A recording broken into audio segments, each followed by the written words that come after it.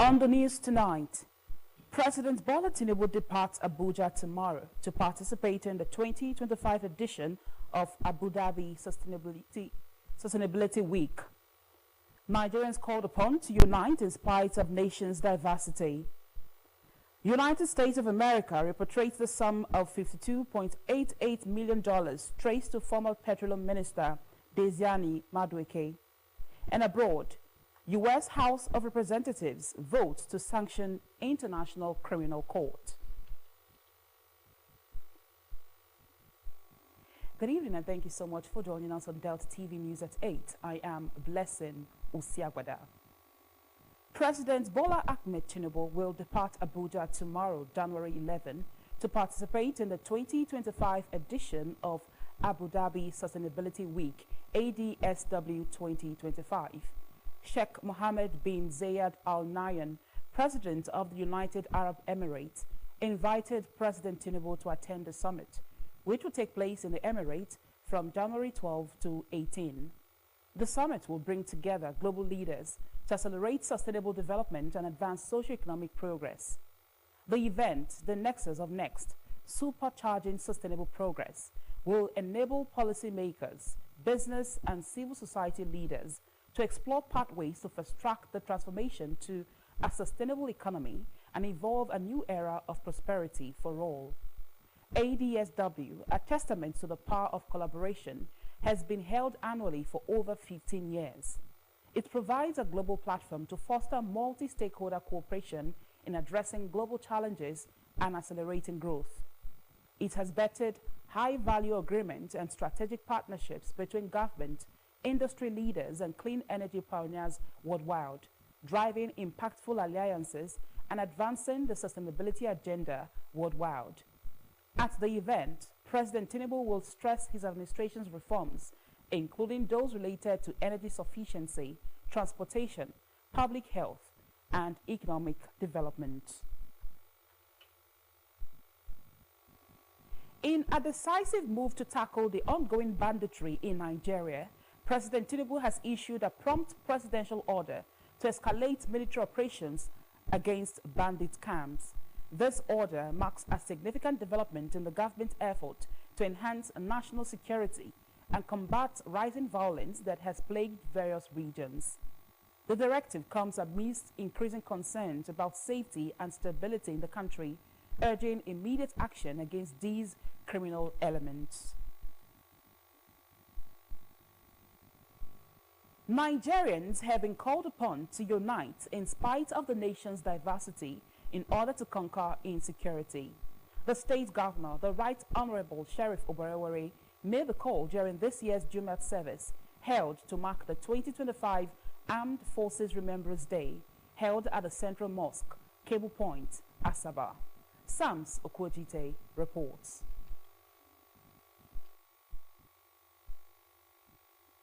The state governor, represented by the chairman of State Pilgrimage Board, Alhaji Awalu Tuku, said everyone needs to unite irrespective of religion and tribe to fight insurgency and insecurity. He enjoined all to support the presidency and the effort of the state government to enhance developmental initiative of the moral agenda. Today we are marking the Army Forces Remembrance Day, a Jumat prayer. I want to use this opportunity to call on all Nigerians to put our army forces into prayers, because they are the one defending us, more especially against this insurgency day and night.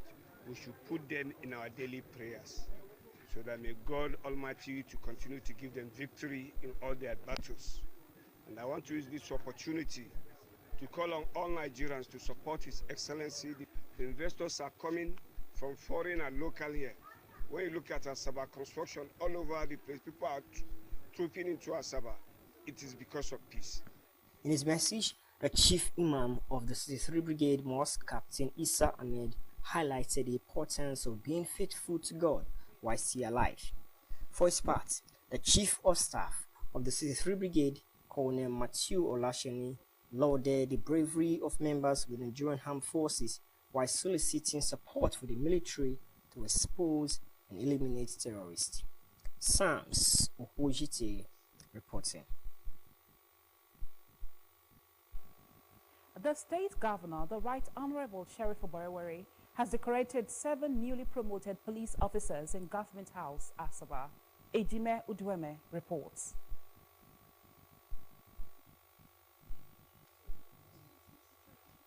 The officers include the Chief Security Officer to the Governor, who is now Chief Superintendent of Police, Omoribun Ilobe, AD-Camp, ADC, Superintendent of Police, Oraoluwa Oguwumiju, Provost, Superintendent of Police, SP, Kenneth Iyeto, Unit Commander, Government House, Asaba, Deputy Superintendent of Police, DSP, Bako Ibrahim, Escort Commander, DSP Omar Ubong, OC Communication, Government House, DSP Anthony Okonji, and Unit Commander 51 PMF, DSP Carlo Ibe. Governor Oborevwori was supported by his deputy, Sir Monday Onyeme, Commissioner of Police in the state, Mr. Olufemi Abaniwonda, and wife of the Chief Security Officer to the Governor, Mrs. Victoria Omoribun Ilobe.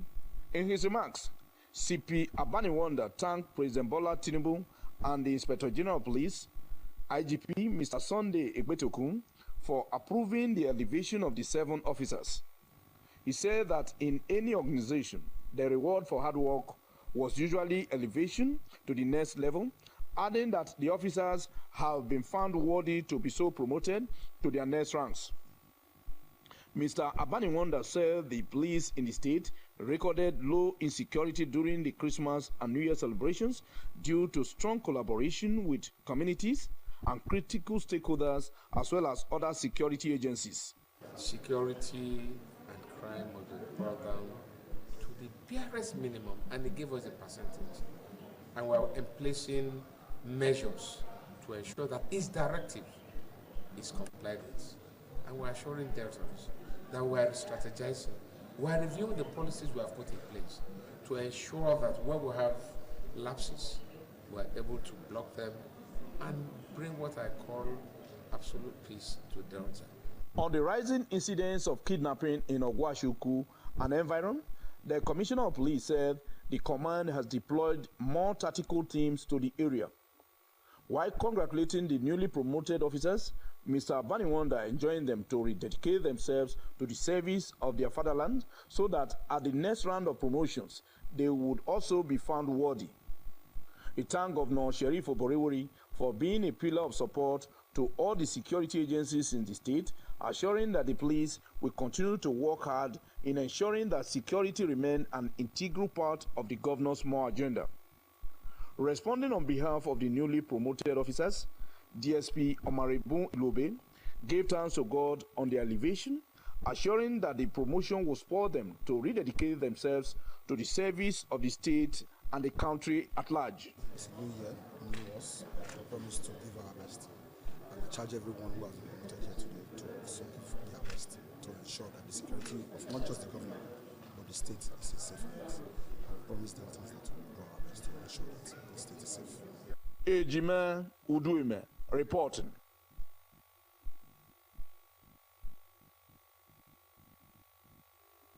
The state government has restated its commitment to partner with private organizations that were genuinely interested in making meaningful contributions to the development of the state. The state deputy governor, Sir Monday Onyeme, said this during a meeting with the management of an oil company, Meko and Marine Holdings Nigeria Limited, in his office at the Government House, Asaba. Pere Botu reports. Oyeme said when private organizations contributed to the development of communities, there would be peace, which would also reduce the burden of development of communities on the state government. The deputy governor said the government was willing to give the necessary support to the company to carry out its assignment, noting that Deltans would be the primary beneficiaries of their projects. He stressed the need for host communities to be given what was rightly due them by oil companies operating within the state. Earlier, the Managing Director and Chief Executive Officer of Meko and Marine Holdings, Chief George Bucknor, said the visit was informed by the need for the company to support the host communities producing oil and gas. Chief Bucknor said the company would ensure that the host communities enjoyed direct social and economic benefits of oil operations, ensuring effective implementation of the submission of the needs assessment plan of the community within the timeline prescribed in the applicable laws. Aya Pere Botu reporting. The state deputy governor, Samonde Onyeme, has cautioned communities in the state not to lay claim of ownership to any autonomous community in any part of the state to avoid breaching the peace. Onyeme gave the warning when he received leaders of the Owabi community in Ukwani local government area in his office in Asaba. Pere Botu has details. Urged community leaders to educate their people, particularly youth, not to allow themselves to be used to cause trouble, stressing that communities should be mindful of their roles regarding oil activities, which often generated crises. Sir Oyeme assured that the government would make an official pronouncement on the Owa Abi and Umukwata communities regarding the claim of ownership of another autonomous community. On the issue of herdsmen activities in Owa Abi, the deputy governor said the state and local government was being addressed to ensure that farmers can go about their lawful businesses. The leader of the Owa Abi community delegation, Chief Imala Odufu, said the community had been enjoying peace until the destructive menace of their farmlands by herdsmen from across the river Ethiop. He said the Ukwata of Umukwata was laying claims to Owa Abi community after the discovery of oil, noting that the Delta State Gazette establishing the Ukwatas too clearly identified the quarters of Umukwata community and the ruling houses, and Owa Abi was not part of the community. Chief Imala, who gave an historical perspective of Owa Abi and Umukwata communities, said Owa Abi is an autonomous community with its own traditional way of kingship. Others who spoke, including the member representing Undoka West constituency in the State House of Assembly, Honorable Charles Emetulu, Commissioner for Finance Okemo Fidelis Tiliji, and the chairman of Ukwani Local Government Council, Honorable Possible Ajede, said Umukwata and Owa Abi communities were separate, distinct and independent communities with their own style of kingship, and appealed to the government to act before the issue snowballed into communal crisis. They said there was the urgent need to caution those fomenting troubles to desist, as such actions could breach the peace. Aya Pere Botu reporting. Community stakeholders have been charged to support the government in the fight against illegal dredging activities in the state. The State Commissioner for Environment, Mr. Ejiro Jamani, gave the charge while addressing newsmen in his office in Asaba. Henry Onogwa reports. Mr. Jamani expressed dissatisfaction with the way dredgers carried out their activities in the state, emphasizing that such activities threaten the lives and livelihoods of Deltans, the integrity of critical infrastructure, and the sustainability of the ecosystem. He noted that unregulated dredging of sand and other materials had led to environmental crises, destruction of natural habitats, degradation of water qualities, and erosions. The Environment Commissioner stated that Governor Oborewori had directed his ministry to immediately implement the mandatory registration of dredging sites and the submission of environmental impact assessments, EIAs, to the Ministry of Environment within 1 week of notice. He said the governor had also ordered the immediate shutdown of illegal dredging sites operating without a valid EIA, as well as bans on dredging activities near bridges, dredging activities in residential areas, and haulage of wet sand and sand transported without cover by tippers within the state. I therefore wish to appeal to our traditional rulers, community president general, and youth leaders to support government by reporting illegal dredging activities in their areas to the Ministry of Environment or the nearest police station. Mr. Jamani stated that the ministry has set up a special compliance monitoring team that would ensure the strict enforcement of the directives with effect from Monday next week, while calling on Deltans to collaborate with the government in safeguarding the environment for future generations. This indiscriminate commercialization of dredged sand, whether from rivers, lake, swamp, or other water bodies, driven by inordinate ambition and greed, must be discouraged to protect the people and their environment. The Environment Commissioner called on security agencies to assist in the effective implementation of the governor's directives, adding that Deltans deserve a clean, safe, and sustainable environment. Henry Onogwa reporting.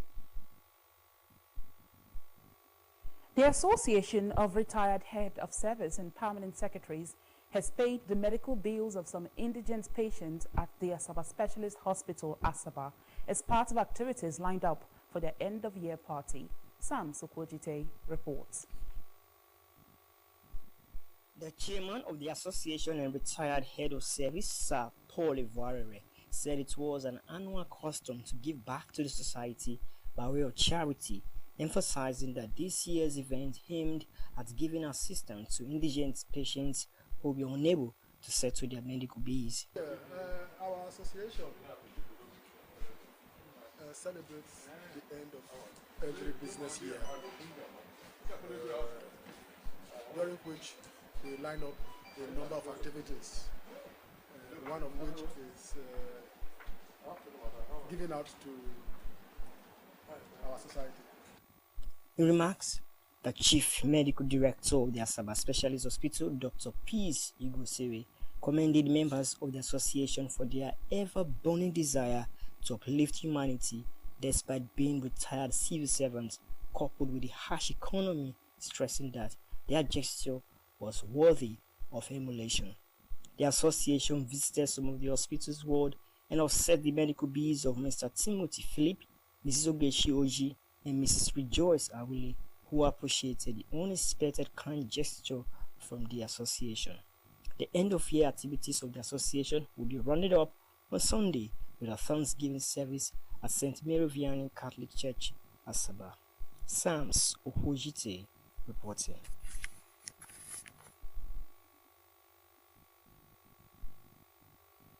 Content creators and social media influencers have been charged to use their creative ingenuity to carve a positive image for the state and the nation at large. The Senior Special Assistant to the Government Media, Ms. Henrietta Nweriako, gave the charge at the maiden edition of Delta Creators and Influencers Hangout, held at the Unity Hall, Government House, Asaba. Ejime Udweme has details. Enwerako said the gathering was to illustrate the importance of content in the social media space and ways it can be developed to carve a positive image for the state and nation at large.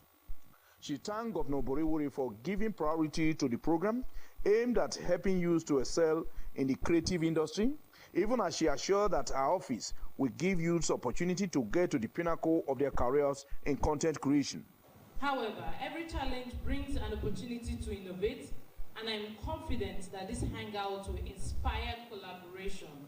The Commissioner for Humanitarian Affairs, Community Support Services, and Girl Child Development, Ms. Orode Udwanga, said with positive content, the erroneous impression about the state will be corrected and aid the organizers to sustain the program.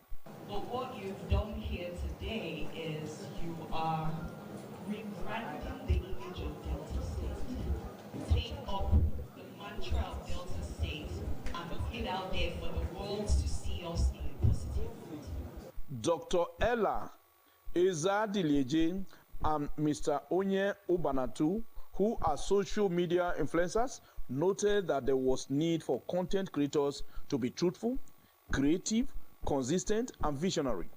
The duo of Ezadilieje and Ubanatu harped on the need for content creators to use their works to build enduring legacies, pointing out that using the social media to create wrong images was counterproductive, as they advised upcoming content creators to uphold objectivity and selflessness in passing their messages. Other speakers at the event said there was need for comedians and content creators to synergize in campaigning against wrong use of the social media to distort facts.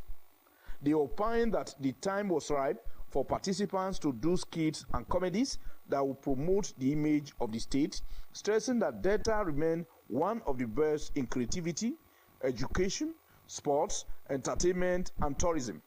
There was also a panel discussion where the Delta State Police Public Relations Officer, Mr. Bright Edafi, ace comedian Frank Didon, and others spoke on the importance of social media in awareness creation and education of global audience. When they go about creating content with the police uniform, without these relevant processes, without the relevant approvals, then there is bound to be consequences, just like the case of Very Dark Man who is present. I think the matter is still in court. We need content creators in Delta State to go more into our culture, our food, and our heritage. I think with that, they will have more items to play with. Governor Oborewori was represented at the event by the Commissioner for Information, Dr. Ifeanyi Osoza. Ejima Uduime reporting. Activities marking this year's Armed Forces Remembrance Day began today with Jumat prayers at the Central Mosque, Cable Point, Asaba. The activities will continue on Sunday, January 12, with an interdenominational Thanksgiving service at the Emmanuel the Savior Catholic Church, High Court Road, Asaba, from 11 a.m. On Wednesday, January 15, is the grand finale, which will feature laying of wreaths and an address by the state governor, among other activities. The ceremony will hold at the Cenotaph, Asaba, from 9 a.m. A statement by the Director of Public Communication and Functioning Permanent Secretary in the Ministry of Information, Mrs. Theresa Oliko, has requested guests to be seated at the venue at 8:30 a.m.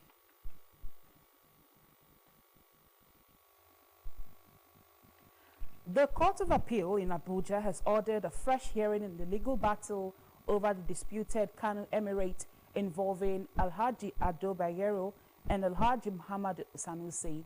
The appellate court, in a judgment delivered today, held that Alhaji Sanusi was denied fair hearing due to the shoddy manner in which a Kano High Court conducted proceedings against him. Justice Mohammed Mustafa, who delivered the lead judgment, stated that the Kano High Court was unfair to Alhaji Sanusi by conducting proceedings without serving him a hearing notice to enable him to present his case. Justice Mustafa held that all courts of law are bound to ensure justice for all parties by giving them equal opportunities, adding that the conduct of the proceedings against Alhaji Sanusi amounted to a travesty of justice.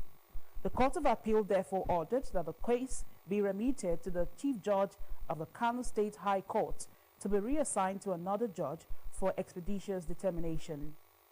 Justice Mustafa did not award costs against the respondents in the appeal filed by Alhaji Muhammadu Sanusi. You're watching Delta TV News at 8. Still to come, United States of America repatriates the sum of $52.88 million traced to former Petroleum Minister Diezani Madueke. Details of this story and many more will come after the short break. Please stay tuned.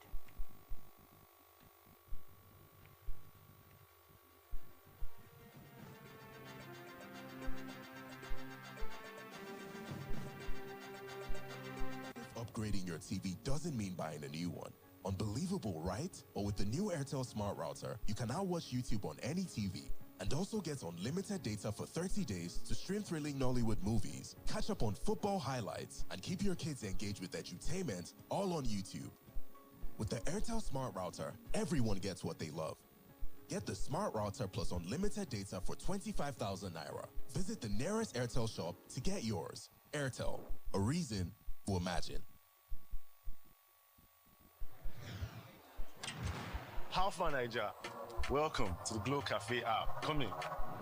Because it's time for an upgrade. Your own personal Glow Cafe app open 24/7. Welcome to bigger, better, smarter. Welcome to total control of your data, your airtime. Mom, I'll call you back. How you buy? I'll send you data. How you share and how you recharge. Movies, gaming, music, all in one place. Welcome to more value. Download the upgraded Glow Cafe app and get more data. Get 100% recharge bonus and get a massive 100 gigabytes data bonus when you register. Want it all? Download all this into this. Unlimited.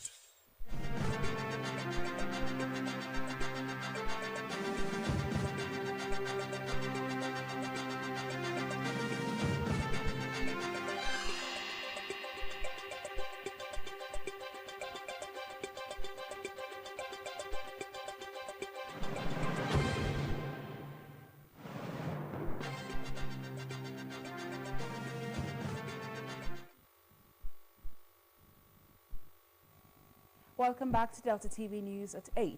Now the news continues. The government of the United States of America, USA, has repatriated the sum of $52.88 million traced to former Petroleum Resources Minister Desiani Madueke.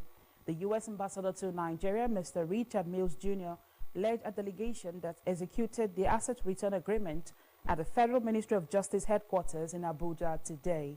Signing the agreement on behalf of the federal government, the Attorney General of the Federation and Minister of Justice, Prince Lateef Fagbemi SAN, disclosed that the $52.88 million arose from the forfeiture of Galactica assets linked to the ex-minister and her associates. The AGF maintained that the development was not only a testament to the unwavering commitment of both nations to fight corruption, but also signified the commitment of the USA to facilitate restitution and support integrity and accountability in governance. The Minister of State for Labor and Employment, Mrs. Nkiruka Onyediocha, has disclosed that the new minimum wage will be reviewed in less than 2 years from now. Mrs. Onyediocha stated this in Umuahia while addressing newsmen after a meeting with labor leaders in Abia State. She noted that President Bola Tinubu was committed to his promise to Nigerian workers by ensuring minimum wage was reviewed after 3 years. Mrs. Onyediocha said the president was deeply concerned about the welfare of workers and would keep to every promise he made to them. She reminded the labor leaders that labor was an integral part of the government that should help to ensure stability and peace, not just at workplace, but also in the country. It will be reported that President Tinubu had approved 70,000 naira minimum wage in July 2024, with a promise to review it every 3 years. The Minister of Works, Senator David Umahi, has set an April 2025 deadline for the completion of the ongoing dualization of the East-West Road, Section 22, from Ahoada to Kayama in Rivers and Bayelsa states. Senator Umahi stated this in a statement signed by the Director of Press and Public Relations, Mr. Mohammed Ahmed, in Abuja, following his inspection of the road project. He also confirmed that the construction of multiple box culverts in flood-affected areas along the East-West Road will be completed by the same April deadline.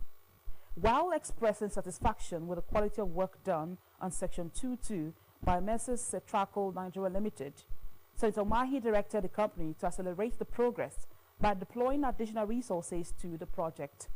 Senator Umahi also visited the site of the construction of multiple box culverts on the East-West Road being handled by Messrs. Rock Results Nigeria Limited. He expressed disappointment with the slow progress of work, noting that the contract, initially scheduled to be completed by November 2024, had been extended to December but was still unfinished. Senator Umahi gave the contractor until the end of January to complete the project of phase contract revocation. He emphasized that providing roads and bridges was a top priority of the Renewed Hope infrastructure revolution under President Bola Tinubu's administration, and urged contractors to improve their performance. And now to news around the world. The U.S. House of Representatives has voted to sanction the International Criminal Court in protest at its arrest warrant for Israeli Prime Minister Benjamin Netanyahu and his former defense minister over Israel's campaign in Gaza. The vote was 243 to 140 in favor of the Illegitimate Court Counteraction Act, which would sanction any foreigner who investigates, arrests, detains, or prosecutes U.S. citizens or those of an allied country, including Israel, who are not members of the court. 45 Democrats joined 198 Republicans in backing the bill. No Republican voted against it. Representative Brian Mast, Republican chairman of the House Foreign Affairs Committee, said in a House speech before the vote that America was passing the law because a kangaroo court was seeking to arrest the prime minister of our great ally Israel. The House vote, one of the first since the new Congress was seated last week, underscored strong support among President-elect Donald Trump's fellow Republicans for Israel's government now that they control both chambers in Congress. The ICC did not immediately respond to a request for comment. Mr. Trump's first administration imposed sanctions on the ICC in 2020 in response to investigations into war crimes in Afghanistan, including allegations of torture by U.S. citizens. Those sanctions were lifted by President Joe Biden's administration, though Secretary of State Antony Blinken said in May last year that he was willing to work with Congress to potentially impose new sanctions on the ICC over the prosecutor's request for arrest warrants for Israeli leaders. The U.S. Supreme Court has rejected President-elect Donald Trump's last-minute bid to halt his sentencing on Friday in the criminal hush money case. Mr. Trump has urged the top court to consider whether he was entitled to an automatic stay of his sentencing, but the justices rejected the application by 5-4. He was found guilty of falsifying records to disguise reimbursement of a $130,000 hush money payment to adult film star Stormy Daniels as legal expenses in 2016. Justice John Merchan, who is overseeing the case, had indicated he would not consider a jail term for Mr. Trump. The president-elect told newsmen that the case was a disgrace, adding that the Supreme Court's decision was a fair decision. And now to business. It has been close to 2 years since 599 shareholders of Eleme Petrochemical Cooperative and Credit Society of Indorama Petrochemicals last received dividends from the shares they bought from the company. All efforts to resolve the issue have been unsuccessful, leading to pain and anguish for the stakeholders who depend on the dividend from the shares for sustenance. In 2009, the federal government, through the National Council on Privatization, NCP, had approved the sale of 10% of its equity shares in Indorama Petrochemicals Limited, Port Harcourt, Rivers State, to the host community and interested staff of the Indorama Eleme Petrochemicals Limited. The 10% equity shares were shared as 7.5% was allocated to the host community, while the remaining 2.5% was allocated to the staff of Indorama Eleme Petrochemicals. Trouble then started in 2013. 10 staff who initially subscribed to the purchase of the 2.5 equity shares had lost their jobs, terminated from the employment of Indorama Petrochemicals. This led to the beginning of a legal battle as to whether the laid-off staff can continue to enjoy the dividends since they were no longer staff in the company. Justice Taiwo O. Taiwo of the Federal High Court in suit FHC/AB/SC/1222/2020 granted an order stopping the Economics and Financial Crimes Commission (EFCC) from arresting, inviting, detaining, and prosecuting or inquiring into the acquisition of shares by Indorama Petrochemicals. Consequently, the EFCC approached another court and secured a judgment freezing the account of the cooperative society. Hence, began the ordeal of the stakeholders who were then denied their dividend payment. According to sources who spoke to Ripple's Nigeria on condition of anonymity, worried that they could be victimized for bringing the case to the press, and they lamented that EFCC has flagrantly refused to obey the court order that stopped it from interfering in the case, since a competent court of jurisdiction already confirmed the laid-off staffs as the authentic owners of the shares. Still in business, the Nigerian government has recently approved an increase in prices for data and call services, a decision that comes amidst ongoing public discussions about telecom regulations. This breaking news highlights the government's impact on the telecommunications sector, which is a critical service for citizens, affecting both individual users and businesses. Pressure is mounting on politicians as they navigate the implications of this decision. The Inspector General of Police, Mr. Kayode Egbetukun, has ordered an immediate clampdown on the perpetrators of yesterday's explosion attack on Ganzia Divisional Police Headquarters in Bronu. The first public relations officer, Mr. Olumuyiwa Adejobi, said this in a statement today in Abuja. He said the order was in response to the attack that led to the death of 2 police officers, Mr. Bartolome Kalawa and Mr. Mustafa Haziofat. The IG had directed the Assistant Inspector General of Police, AIG, in charge of Zone 15, Mr. Kenechukwu Onwemele, to mobilize adequate resources and personnel to fish out the perpetrators. Mr. Adejobi said the AIG would also collaborate with other security agencies to ensure the perpetrators were found and made to face the full wrath of the law. According to the first public relations officer, the IG expressed his condolences to the families of the deceased officers, affirming that their sacrifice in the line of duty would not be forgotten. He said the victims' benefit and entitlements would be paid immediately to their families. The State Deputy Governor, Samonde Onyeme, has condoled with former Commissioner Barrister Ernest Ogwezi on the death of his father, High Chief Godwin Ogwezi of Emu Obodeti community in Emu Kingdom, Ndokwa West local government area, at over 100 years old. Pere Botu has details. Visited Barrister Ernest Ogwezi at his residence in Kwale, Ndokwa West local government area, was accompanied by the member representing Ndokwa West constituency in the State House of Assembly, Honorable Charles Emetulu, and the Commissioner for Urban Renewal, Mr. Mike Anoka, among others. He enjoined the family to be united and to build on legacies of their late patriarch. Barrister Ogwezi thanked the Deputy Governor for the show of support, saying his father lived a good old age without any challenge.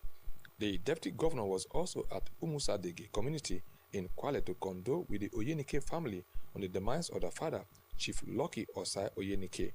He told his children to be consoled by the fact that their father lived a good life. Responding on behalf of the family, Chief Dennis Oko thanked the Deputy Governor for identifying with the family in his time of grief. I am Pere Botu reporting. And now to sports. Egyptian side Al Masry have arrived Uyo for their CAF Confederation Cup Group D encounter with Enyimba.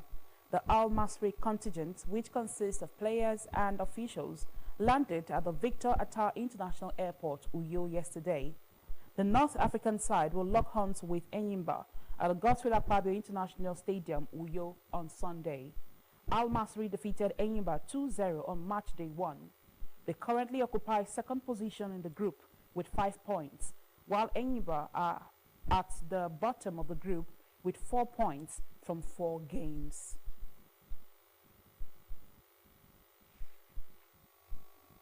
Now, a thought for the day.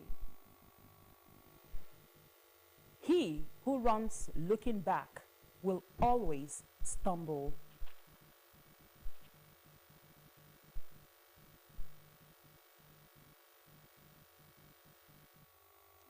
To end the news, here are the major stories brought to you. President Bola Ahmed Tinubu will depart Abuja tomorrow, January 11, to participate in the 2025 edition of Abu Dhabi Sustainability Week, ADSW 2025. Sheikh Mohammed bin Zayed Al Nahyan, President of the United Emirates, invited President Tinubu to attend the summit, which will take place in the Emirates from January 12 to 18. Nigerians have been called upon to unite in spite of the nation's diversity in order to conquer insecurity. The state governor, the Right Honorable Sheriff Oborewere, made the call during this year's Jumat service, held to mark the 2025 Armed Forces Remembrance Day, held at the Central Mosque, Cable Point, Asaba.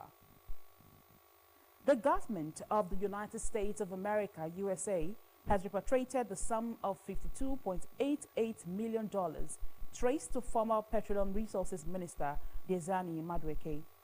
The U.S. ambassador to Nigeria, Mr. Richard Mills Jr., led a delegation that executed the Asset Return Agreement at the Federal Ministry of Justice headquarters in Abuja today. We also reported that the U.S. House of Representatives has voted to sanction the International Criminal Court in protest at its arrest warrant for Israeli Prime Minister Benjamin Netanyahu and his former defense minister over Israel's campaign in Gaza. The vote was 243 to 140 in favor of the Illegitimate Court Counteraction Act, which would sanction any foreigner who investigates, arrests, detains, or prosecutes U.S. citizens of those of an allied country, including Israel, who are not members of the court. And that ends Delta TV News at 8. Thank you so much for joining us tonight. I am Blessing Usiagwada. Have a restful night and goodbye for now.